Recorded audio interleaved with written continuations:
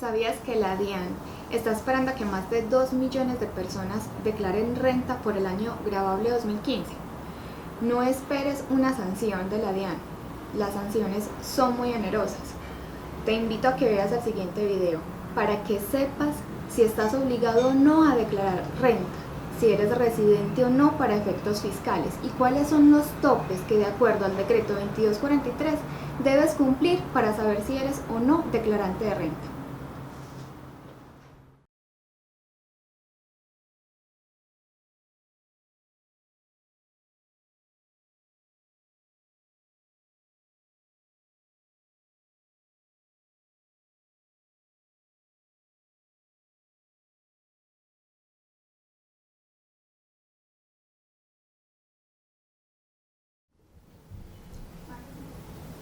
Buenas noches.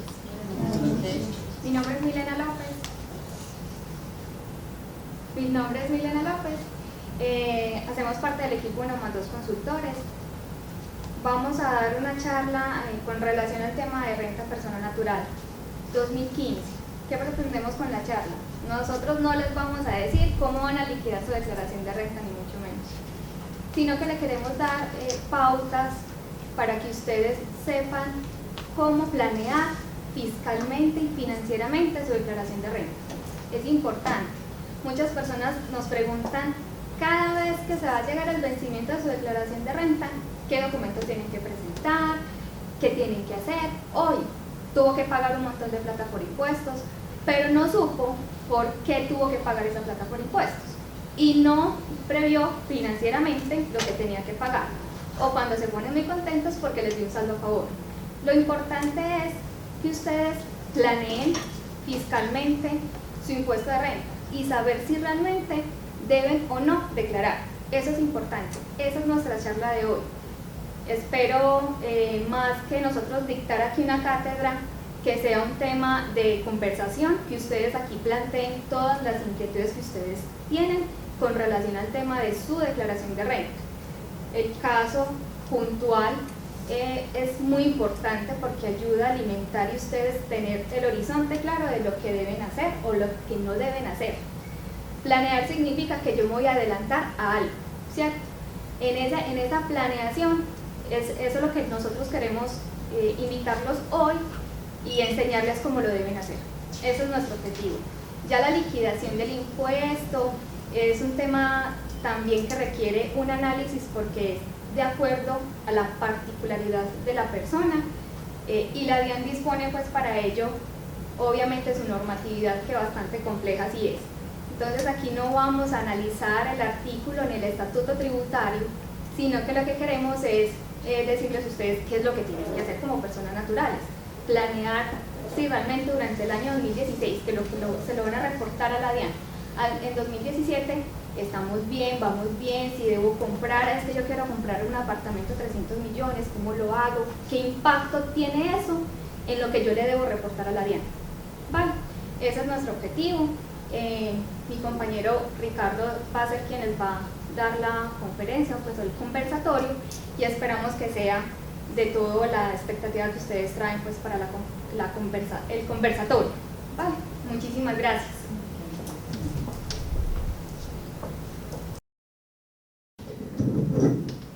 Buenas noches, mi nombre es Ricardo Londoño, contador público, hago parte del equipo de 1+2 Consultores. Algunos ya me conocen, para los que no me conocen, mucho gusto. Espero que este conversatorio sea de agrado de todos ustedes y que logre cumplir la expectativa. ¿Cuál es esa expectativa? Saber qué es el impuesto de renta, saber si estoy o no obligado a declarar y saber cuál es la mejor manera de actuar financieramente para planear un pago de impuestos, si no cero, sí por lo menos lo más justo posible para ustedes como personas naturales. Como bien lo decía Lady, el objetivo básico es ese, planeación. Entonces, antes de planear, sí debemos saber por lo menos a qué nos estamos enfrentando. Para eso vamos a tratar una serie de conceptos básicos que nos van a ayudar a comprender un poco qué es la declaración de renta. Como primer punto, impuesto de renta y complementarios. ¿Qué es el impuesto de renta y complementarios? Es una obligación que integra dos tipos de impuestos diferentes a los cuales las personas naturales se ven obligadas dependiendo de las transacciones que hicieron durante todo un año. Uno de esos impuestos es ¿cuál? El impuesto de renta. ¿Qué es el impuesto de renta? Es un impuesto que grava o genera una obligación de pagar impuestos sobre los ingresos que obtuvo una persona a lo largo de todo un año gravable. ¿Qué es un año gravable? Según la ley tributaria, el año gravable es un periodo que va del 1 de enero del respectivo año al 31 de diciembre. Para la DIAN no existe un periodo intermedio. Si usted empezó a ejercer su actividad de ingresos en junio del 2015, por decir algo, para la DIAN el año no va a ser 15 de junio o 1 de junio del 2015 hasta el 30 de junio del 2016. No, va a ser del 15 de junio al 31 de diciembre. ¿Quedamos claros con lo que es el periodo gravable? Listo. Entonces el impuesto de renta va a gravar o nos va a generar una obligación de pagar impuestos sobre todos los ingresos que generamos durante ese año, ese periodo gravable. Previo, tenemos que descontarle a esos ingresos una serie de costos, gastos, beneficios y unos conceptos que la DIAN llama rentas exentas e ingresos no gravados, que eso los vamos a ver un poco más adelante. El segundo concepto de impuesto, ¿cuál es? La ganancia ocasional, que como su nombre lo dice, son ingresos que las personas obtienen de forma ocasional, esporádica, y no tienen nada que ver con la actividad a la cual se dedican normalmente. Si yo soy empleado o si yo presto servicios como médico, pero estoy vendiendo en un año una casa, la venta de esa casa no tiene nada que ver con lo que yo hago normalmente. Por tanto, la venta de esa casa va a ser una ganancia ocasional. La norma tributaria nos dice que una ganancia ocasional es básicamente venta de activos fijos poseídos por más de 2 años. Activos fijos, llámese bienes inmuebles, vehículos, bienes muebles, acciones, y también hay otros conceptos que son por loterías o rifas. El impuesto sobre estas ganancias ocasionales es un poco más sencillo de calcular. Simplemente cogemos el ingreso, le restamos unos costos que se nos es permitido restarle, y todas las ganancias ocasionales tienen un porcentaje del 10%. Lo que usted se ganó por vender un apartamento, le va a aplicar el 10% y ese es su impuesto. Ahorita más adelante vamos a ver unos pequeños ejemplos de estos casos. También tenemos otro concepto que yo creo que a todos nos ha tocado, y es la retención en la fuente. La retención en la fuente, ¿qué es? No es un impuesto, sino es un anticipo que vamos a pagar sobre el impuesto de renta. Entonces, para el gobierno es mucho mejor tener unos anticipos durante el año que esperar todo un año hasta el año siguiente a que yo le pague mi impuesto. Entonces, de acuerdo a los conceptos de mis ingresos, él me dice, aplique este porcentaje antes de pagarle a una persona, y eso me lo va a consignar, y después le damos la posibilidad a la persona a la que usted se la retuvo para que se lo descuente en su declaración de renta. Entonces yo creo que a todos como empleados o a todos como prestadores de servicio en algún momento nos han hecho retención en la fuente, y uno dice, ¿y a mí esto de qué me sirve? Me están robando la plática. Pero no, resulta que cuando hacemos la declaración de renta al final del año, por allá ese certificado que nos dieron con toda la retención que nos hicieron durante el año, le vamos a decir a la DIAN, mi impuesto fue tanto, me voy a descontar esta retención que fue tanto, entonces le voy a pagar este poquito o no le voy a pagar, antes usted me debe porque ya alguien me retuvo a mí y le consignó a usted. Esos son como los conceptos que necesitamos para iniciar el tema que vamos a ver en este momento.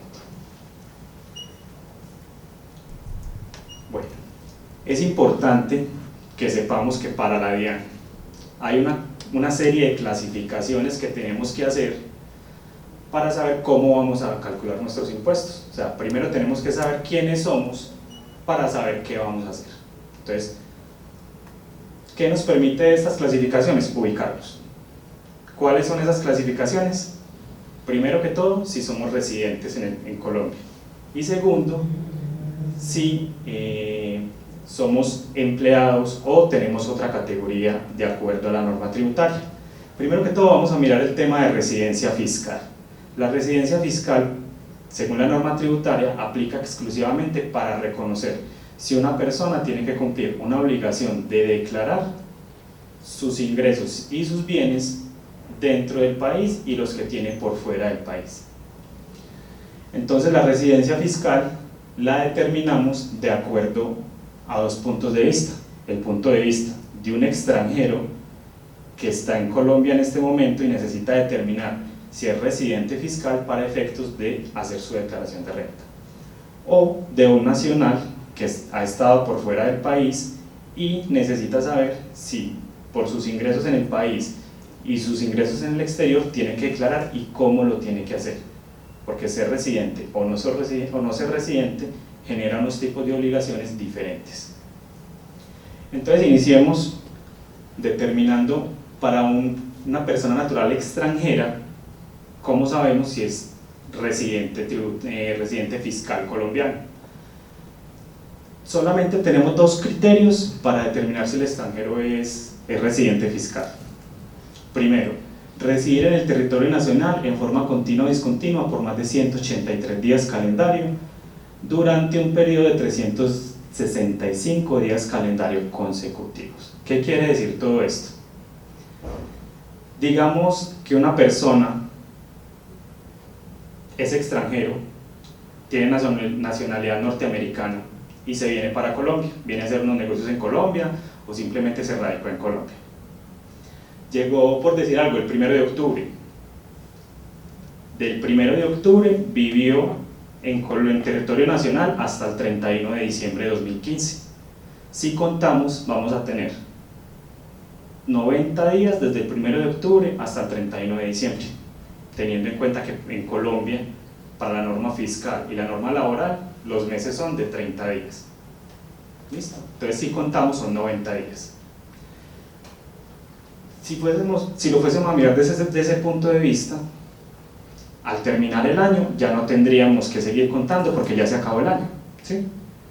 Pero resulta que cuando miramos la norma nos dice durante un periodo de 365 días calendario consecutivos. O sea, aquí no nos está restringiendo a que sea un periodo gravable de enero a diciembre 31 del mismo año.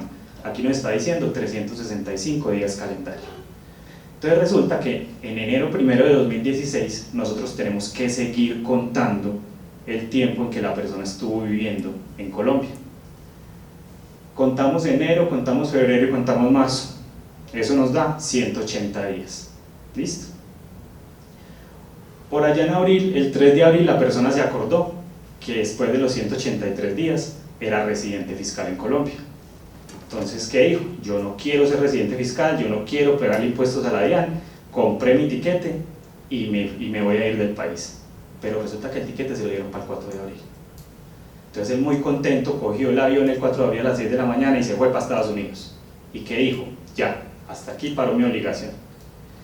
Pero no, porque la norma también nos dice que dentro de estos 184 días que cuentan para la residencia, están incluidos el día de llegada y el día de partida del país.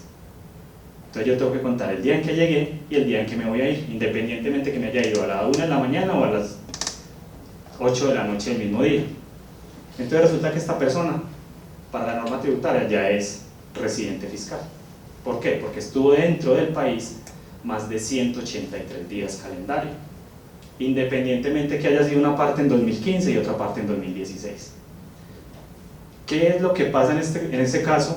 Que es un año partido, un periodo en 2015 y un periodo en 2016. Por el 2015 no va a ser residente fiscal, por tanto no adquiere obligación con la DIAN. Adquiere la obligación a partir del segundo año, que fue cuando cumplió con la obligación o con la característica de vivir 184 días en el territorio nacional. Bueno, pero entonces resulta que la persona únicamente vivió 150 días en el país y se fue. Eso nos lleva al segundo criterio, que es no acreditar su condición de residencia en el exterior cuando ha sido requerido por la DIAN. Resulta que a la DIAN no le quedó claro que este señor que venía de Estados Unidos y se fue antes de cumplir el requisito mínimo de 184 días, entonces lo llama y le dice: señor, a mí no me quedó claro si usted sí es residente o no es residente fiscal. Hágame el favor y me trae los soportes donde yo pueda verificar que efectivamente usted no es residente fiscal colombiano. Entonces le solicita una serie de soportes, una certificación del país de origen, la relación de su pasaporte donde dice cuántos días estuvo dentro del país.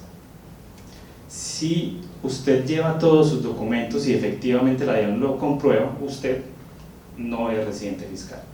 Pero si por algún motivo no puede certificar lo que la DIAN le está pidiendo, entonces ya entra a ser residente fiscal por falta de pruebas ante la DIAN. ¿Listo? ¿Quedamos claros hasta el momento? Bueno, entonces ese sería el tema de residencia fiscal para un extranjero. Para un nacional colombiano, el nacional colombiano cumple con los dos mismos criterios de permanencia mínima y de acreditación ante la DIAN. Pero aparte de eso, tiene otros criterios que nos ayudarían a determinar si es residente o no es residente fiscal. Estar exento de tributación en el país en el que se encuentre en misión por su relación con el servicio exterior del Estado colombiano o con personas que lo estén. ¿Qué es esto? Son las personas que trabajan en las embajadas o consulados de Colombia en el extranjero. ¿Listo? Que como sabemos, las embajadas son una extensión de nuestro territorio en el extranjero. Entonces estas personas, así estén radicadas en otro país, siguen siendo residentes para efectos fiscales. Resulta que la persona no cumple con los criterios para ser residente fiscal porque está radicado en otro país, no tuvo características de permanencia, pues no tuvo un tiempo mínimo de permanencia y acreditó que efectivamente él no es residente fiscal porque no estuvo en Colombia. Pero la DIAN, ¿qué le dice? Aunque permanezca fuera del país, tenga cónyuge o compañero permanente o hijos dependientes menores de edad con residencia fiscal en el país, va a seguir siendo residente fiscal. O sea, si yo estoy en Estados Unidos, no soy residente fiscal porque no he vuelto a Colombia, pero resulta que tengo a mi esposa, tengo a mis 5 hijos aquí radicados en Colombia que dependen económicamente de mí, entonces solamente ese hecho me hace residente fiscal en Colombia. También tenemos estos 3 criterios que siguen: que el 50% más de sus ingresos provienen de fuente nacional, que el 50% más de sus bienes son administrados en el país, o que el 50% o más de sus activos se entienden poseídos en el país. Vamos a dar un ejemplo en esos 3 casos para que nos quede como un poquito más comprensible. Entonces decíamos que, como ejemplo, yo vivo en Estados Unidos, tengo mis ingresos allá, equivalentes a 5 millones de pesos, tengo un apartamento que en equivalencia vale 100 millones de pesos, pero mi esposa vive acá con mis hijos. ¿Listo? Y aparte de eso, tengo 2 apartamentos en Colombia que valen 300 millones de pesos y el arrendamiento de esos 2 apartamentos me generan 10 millones de pesos. Entonces, ahí tenemos los 3 casos. Primero, por el solo hecho de que mi esposa y mis hijos viven en Colombia, dependen económicamente de mí y mi sociedad conyugal sigue vigente, ya soy residente fiscal en Colombia. Si eso no fuese así, ya liquidé mi sociedad conyugal y mis hijos no dependen económicamente de mí, sino de la mamá. Pero resulta que yo sigo teniendo acá 2 apartamentos que valen 300 millones de pesos, y si los comparo con el apartamento que tengo allá que vale 100 millones, entonces tengo más del 50% de mis bienes en Colombia. Y esos mismos son administrados acá, porque yo tengo que pagar a alguien para que esté pendiente de mis apartamentos, les pague la administración, cobre arrendamiento y todo el tema de mantenimiento pertinente. En ese sentido, sería residente fiscal si cumplo cualquiera de esos 4 criterios que acabamos de ver. Tenemos un último criterio, que es tener residencia fiscal en un paraíso fiscal. Creo que eso estaba muy en el boom últimamente con el tema de Panama Papers. Entonces, ¿en qué consiste este tema? Si yo estoy radicado, por ejemplo, en Islas Caimán, que sabemos que es un paraíso fiscal, la norma me dice que yo de igual forma, así esté radicado en ese país y así no cumpla ninguno de estos otros 7 criterios, solo por vivir en un paraíso fiscal, soy residente fiscal colombiano y debo cumplir mis obligaciones de declarar por los ingresos y patrimonio que tenga tanto en Colombia como en el extranjero. Bueno. Pero, como sabemos que en Colombia para todo hay beneficios, entonces tenemos el decreto 3028 del 2013 que nos está dando un pequeño beneficio para el tema de residencia fiscal. ¿Qué nos está diciendo uno de los artículos de este decreto? Que si yo cumplo con cualquiera de las características 3, 4, 5, 6 u 8, que es que mi esposa y mis hijos vivan acá, que tenga más del 50% de mis ingresos o más del 50% de mi patrimonio, o que esté residiendo en un paraíso fiscal, la norma me dice, si más del 50% de sus ingresos o más del 50% de su patrimonio están en el país donde usted reside actualmente, no importa que cumpla con estos criterios, ya no va a ser residente fiscal. ¿Sí? O sea que prácticamente la norma se está anulando 5 criterios, 6 criterios de determinación de residencia fiscal.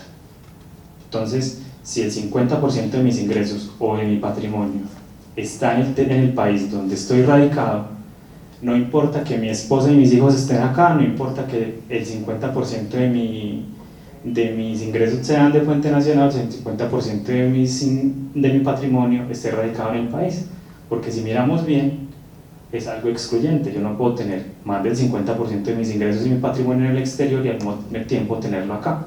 Entonces lo que está haciendo es como ratificando estos puntos, y a lo único que me va a dar el beneficio es si mi esposa y mis hijos viven acá o si vivo en un paraíso fiscal.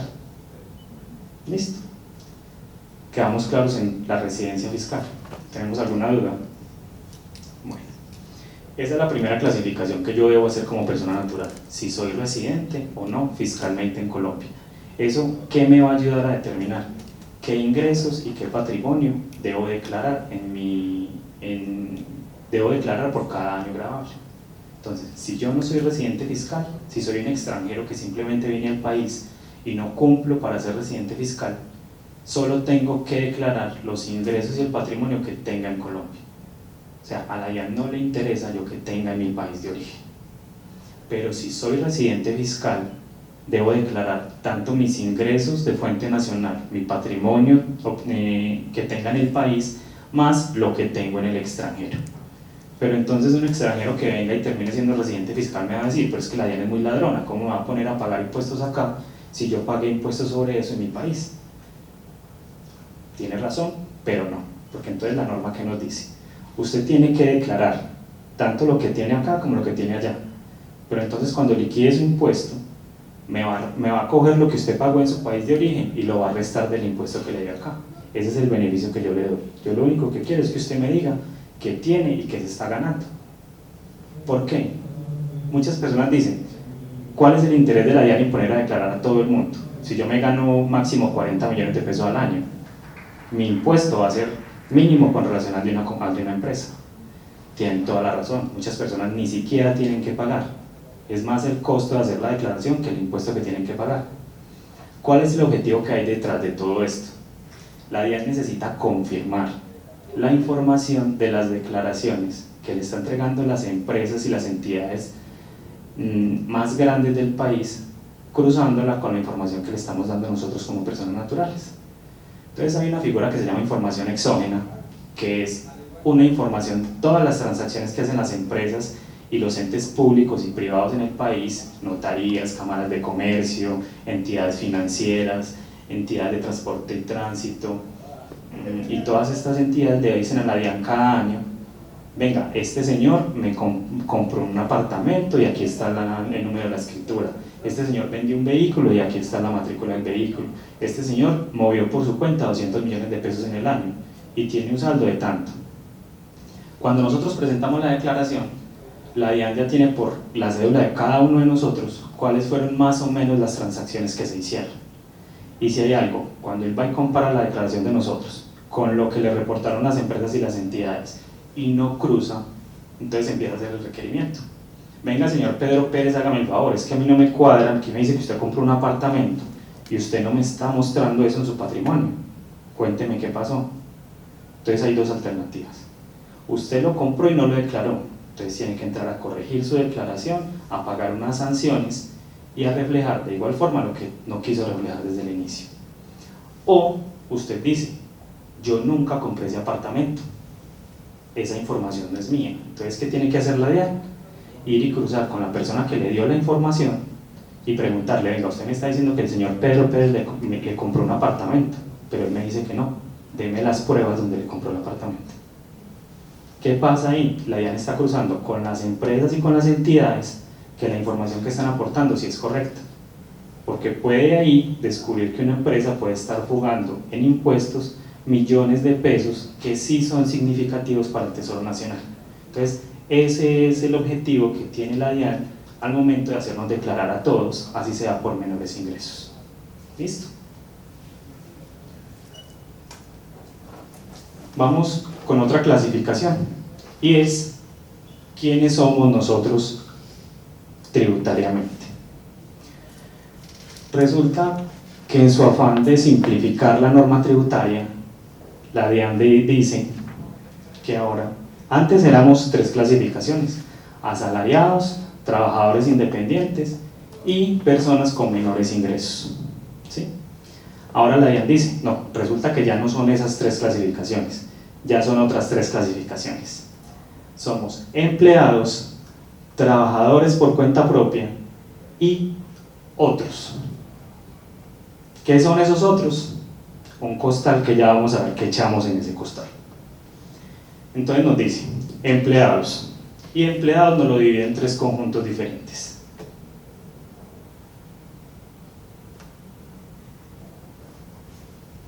Bueno, si esto funciona, pues les muestro cuáles son esos conjuntos. El primer conjunto consta de empleados, son personas que tienen una vinculación laboral y reglamentaria con su pagador, o sea, todos los que tenemos un contrato laboral. ¿Listo? El segundo conjunto, servicios prestadores de servicio de manera personal y que no ejecutan las labores por cuenta y riesgo propio. ¿Qué es eso? Son cualquiera de nosotros que le prestamos servicio a una persona o a una empresa por unos honorarios o por o por un pago de servicios, pero le decimos, venga, mis actuaciones las estoy haciendo para que usted supla una necesidad y genere unas utilidades. Por ejemplo, a mí me contratan como asesor tributario en una empresa. Mis decisiones generan una sanción para esa empresa, pero resulta que a mí la DIAN no va a venir a decirme, como usted lo asesoró a él, págueme la sanción. No, le va a decir, usted es responsable, usted es el contribuyente, usted me paga la sanción. Entonces ahí la empresa está asumiendo el riesgo por las actuaciones que tiene el contratista, en ese caso yo. Existe otro conjunto, y es prestadores de servicios de manera personal, por cuenta y riesgo propio, pero que no utilicen materiales o insumos especializados. O sea, yo soy un médico, ¿sí? Presto mis servicios a una EPS por medio de un contrato de prestación de servicios, por tanto, clasificaría acá, ¿sí? Pero resulta que no soy un médico, soy un odontólogo, y como odontólogo yo no puedo cumplir mis funciones si no tengo determinadas herramientas o determinado equipo que me permita llevar a cabo mi función. Ese equipo técnico y esos insumos especializados me van a sacar de esta clasificación de empleados, y como no cumplo con ninguna de las otras dos para estar en los conjuntos 1, 2 o 3 de empleados, me voy a ir a caer al costalito que dice otros. ¿Listo?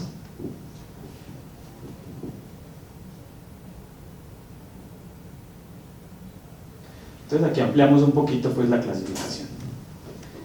La primera es empleados. Entonces, aquí hay algo muy importante, y es que para identificarnos en cualquiera de las tres clasificaciones, empleados, trabajadores por cuenta propia y otros, debemos tener en cuenta jugar con una relación de 80-20 sobre nuestros ingresos. ¿Cómo así que una relación 80-20? Sí. ¿Qué nos dice la norma? Pertenece a la categoría de empleados si el 80% o más de sus ingresos brutos se originan de alguna de las siguientes formas. Entonces, como ya vimos, primero proviene de una vinculación laboral o legal y reglamentaria independiente de su denominación. Contrato de trabajo, llámese indefinido, llámese fijo, llámese hora o labor, reciba el nombre que reciba. El segundo conjunto proviene de la prestación de servicios de manera personal o de la realización de una actividad económica y no presta el servicio o realiza la actividad por cuenta de riesgo propio, como ya lo vimos ahorita. Debemos hacer una claridad. El servicio debe prestarse de manera personal, o sea, yo mismo debo ir a la empresa o yo mismo debo cumplir con la tarea que el contrato me exige. ¿Por qué se hace la claridad? Porque hay algunas actividades que se pueden hacer por interpuesta persona. Si yo soy un asesor o yo soy un auditor, yo le puedo decir a un asistente mío que vaya a la empresa y haga la labor por mí. Él va, revisa, hace unos informes, me trae el informe, yo lo reviso y firmo, y yo me gané la plática. Pero en ese caso, yo ya no estaría siendo parte de la clasificación de empleados porque no estoy prestando el servicio yo directamente. Entonces, en ese caso, al no cumplir ese requisito esencial, estoy siendo parte de la clasificación de otros. Siguiendo con el tercer conjunto, dice que el 80% más de los ingresos deben provenir de la prestación de servicios de manera personal o la realización de una actividad económica desarrollada por cuenta y riesgo propio, y para ello no utilizar materiales o insumos especializados. Ya vimos ese concepto. Pero ¿por qué el 80%? Porque digamos que yo soy un empleado, ¿sí?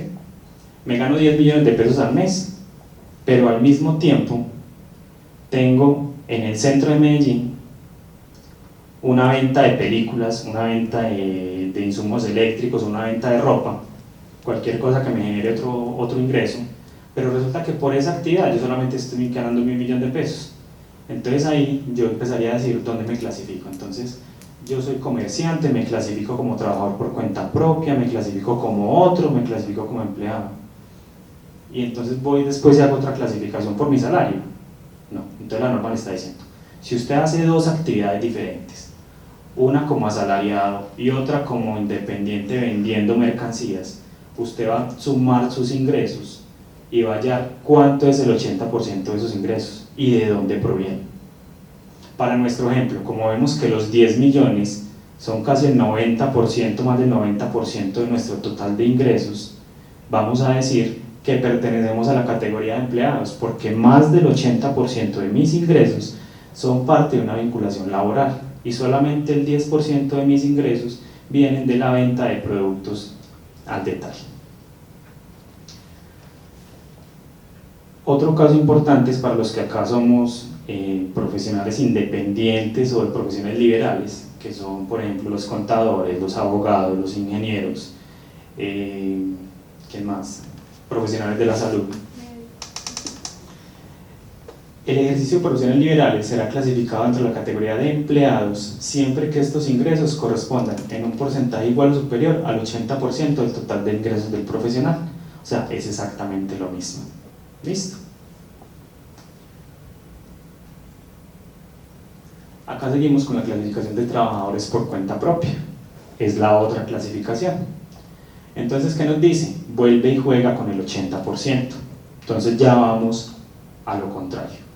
Resulta que yo tengo un almacén donde vendo ropa y eso me reporta 10 millones de pesos al mes. Y aparte de eso, trabajo como empleado en una fábrica y me gano 1 millón de pesos al mes.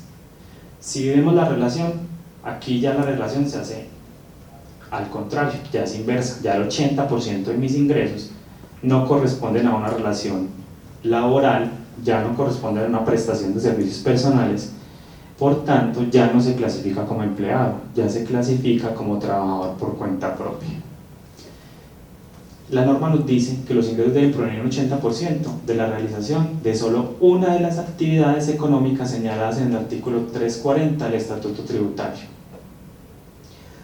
Ese artículo 340 nos señala una serie de actividades que para el común de nosotros por lo general aplican 4 actividades.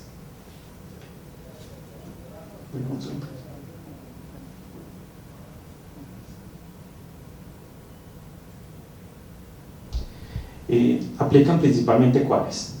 Comercio de productos o mercancías al por mayor o al por menor.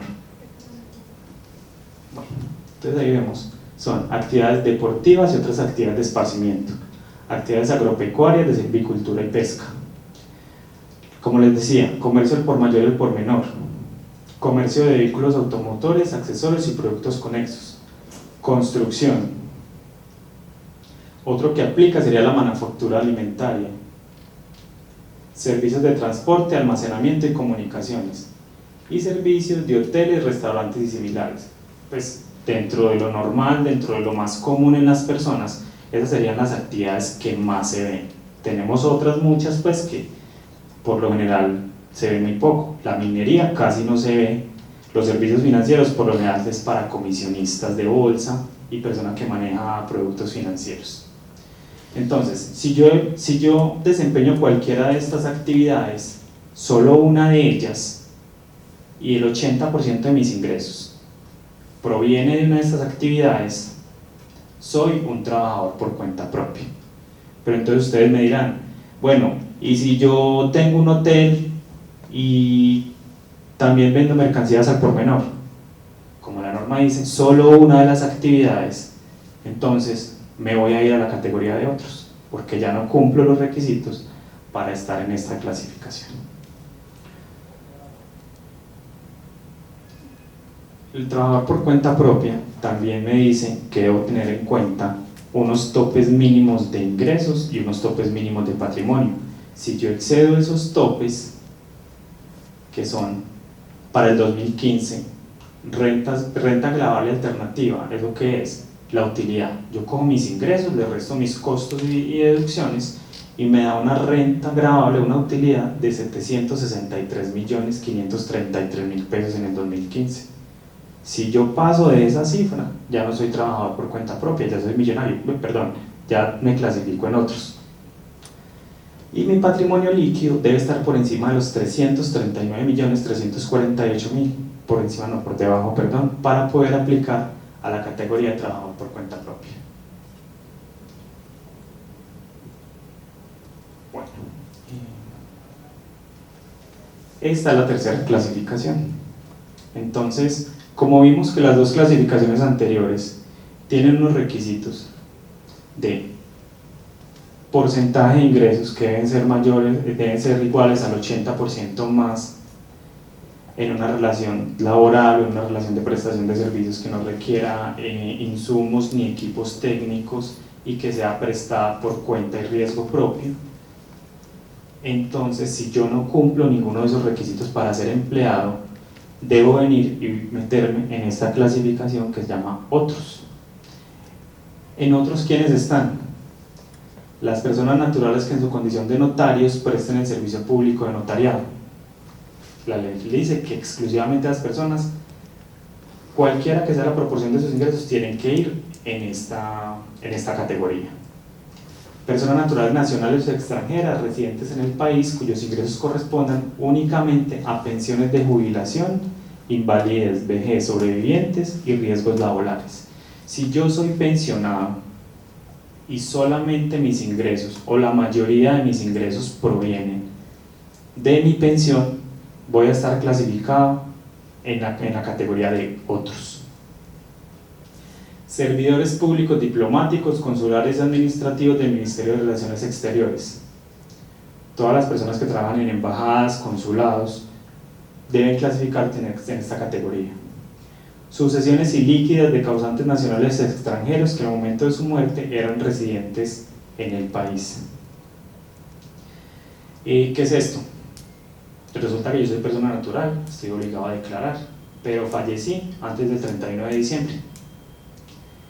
Y como esa plática no se puede perder, mi familia tiene que hacer un proceso ante la DIAN para que todos mis bienes, hasta que no se liquiden, queden en una sucesión ilíquida. Eso es un símil a una persona que tiene un patrimonio, tiene unos ingresos y tiene unas obligaciones. Y hasta que no se liquide la sucesión ilíquida, yo tengo que declarar renta y me clasifico en la categoría de otros. Y el último es las demás personas naturales, nacionales o extranjeras residentes en el país que no clasifiquen dentro de las categorías de empleado o trabajador por cuenta propia según la clasificación establecida en este mismo decreto. Entonces, lo que les decía ahorita, si no cumplen con ninguno de los requisitos, vienen a otros. ¿Cuál es la importancia de hacer estas tres categorías?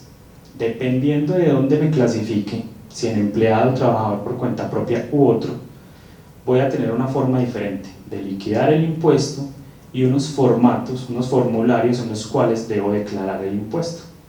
Si yo me equivoco haciendo esta clasificación y declaro en el formulario que no es, esa declaración se va a tomar como no presentada, es como si nunca la hubiera entregado a la DIAN y me toca presentarla de nuevo en el formato que es y pagar la sanción correspondiente y los intereses por mora si se genera un saldo a pagar. Entonces, en Colombia hoy, después de la última reforma tributaria, existen dos formas de liquidar el impuesto de renta: la liquidación ordinaria y la liquidación por el impuesto mínimo alternativo nacional o el impuesto mínimo alternativo simple. ¿Qué quiere decir eso? La liquidación ordinaria, ¿en qué consta? Yo cojo todos mis ingresos, le voy a quitar lo que la norma me dice que son ingresos no gravados, los costos y deducciones que yo me pueda restar, y eso me va a dar una utilidad.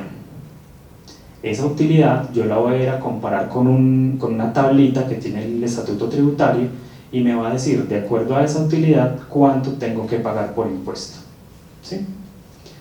Pero resulta que se creó otra forma de liquidar, que se llama IMAN o Impuesto Mínimo Alternativo Nacional. ¿Qué es eso? Como su nombre lo dice, es el mínimo que yo debería pagar por impuestos sobre mi utilidad. Entonces, yo como empleado debo liquidar por liquidación ordinaria y por el IMAN, y la que me dé más de las dos debo pagárselo a la DIAN. ¿Sí? O sea, siempre voy a pagar la mayor de las dos, yo las calculo las dos, las comparo, y la que me dé más debo pagar por esa. Pero si soy trabajador por cuenta propia, resulta que el IMAN es únicamente para empleados. Si yo soy trabajador por cuenta propia, yo no puedo utilizar esa figura, sino que tengo que utilizar una figura que se llama IMAS, que es Impuesto Mínimo Alternativo Simple, que solamente aplica para trabajadores por cuenta propia. La liquidación es exactamente la misma, lo único que va a cambiar entre las diferentes formas de liquidar es la tabla que nos dice por su utilidad cuánto impuesto tiene que pagar. Unas son más pocos impuestos por la misma utilidad y otras pueden ser impuestos más altos dependiendo del nivel de utilidad que tengas. ¿Listo? Los otros tienen una particularidad, que solamente tienen una forma de liquidar su impuesto, y es la liquidación ordinaria. O sea, yo no le puedo decir a la DIAN, yo voy a hacer la liquidación por el sistema ordinario, voy a ir a calcular el IMAN y los voy a comparar los dos a ver con cuál le pago. No, únicamente tengo una opción para hacerlo.